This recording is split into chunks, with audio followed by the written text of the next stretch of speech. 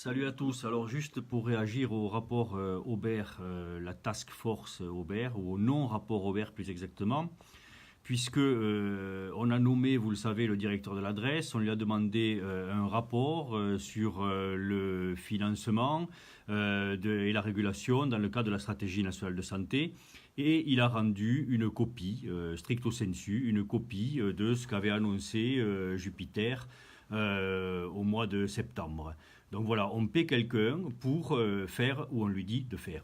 Et ça, c'est pas acceptable, parce que dans ce rapport, vous le savez, il est dit que le paiement à l'acte est en quelque sorte le père de tous les maux. Nous faisons des actes redondants, une médecine qui n'est pas de qualité, etc., etc.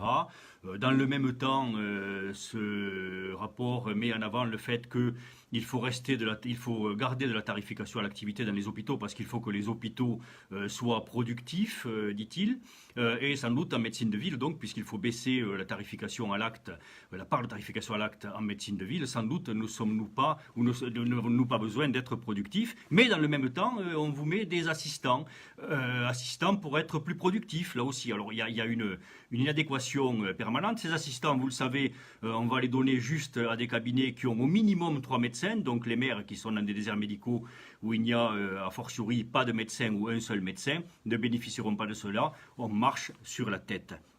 Alors il y en a assez, il faut quand même dire à ce gouvernement que la colère est immense, que la colère monte, que on le verra demain, sans doute y aura-t-il des milliers de Français dans la rue, et que je ne voudrais pas que pour les médecins, pour notre profession, on ait une colère qui éclate également. Il y en a un petit peu assez de ces rapports qui sortent, qui sont faits par des gens qui ne connaissent strictement rien au métier. Monsieur Aubert n'est absolument pas médecin, n'a pas de compétences réelles pour juger de la qualité des soins qui est pratiquée dans nos hôpitaux ou en médecine de ville. On édicte des vérités qui tiennent sur du sable.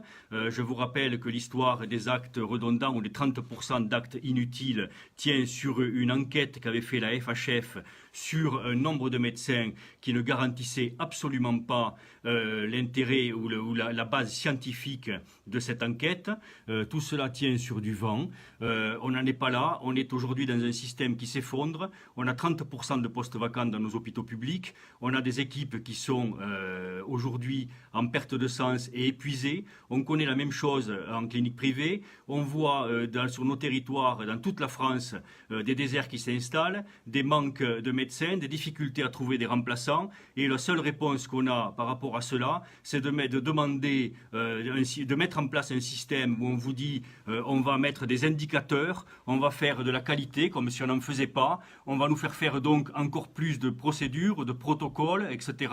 Et on perdra encore plus de temps et le patient n'y gagnera pas et la médecine continuera à s'enfoncer. Alors ça suffit. Ça suffit. Depuis le début, on dit il n'y a qu'une seule chose à faire, c'est travailler avec la profession, mais avec la vraie profession, avec le terrain. C'est faire des états généraux, des vrais états généraux, c'est-à-dire pas une matinée ou une journée, non. C'est des états généraux avec toute la profession du soin et qui ne cesseront que quand une solution sera trouvée. Parce qu'on ne peut plus avancer juste avec des rapports et avec uniquement un seul intérêt, qui est celui de l'intérêt économique et uniquement économique. Or, on a trop tendance, ou on a trop l'impression que ce gouvernement n'a qu'une seule préoccupation, c'est l'économie et absolument pas le sanitaire. J'en veux pour exemple la réforme des transports, l'article 80, qui donne le financement des transports, vous le savez, aux établissements et plus à la Sécu. Il n'y a strictement aucun intérêt sanitaire à cette réforme et on pourrait multiplier à l'envi ce genre d'exemples. Voilà. Donc je préviens de façon tout à fait sérieuse, parce qu'on a des remontées terrain qui le montrent, il y a aujourd'hui une exaspération du terrain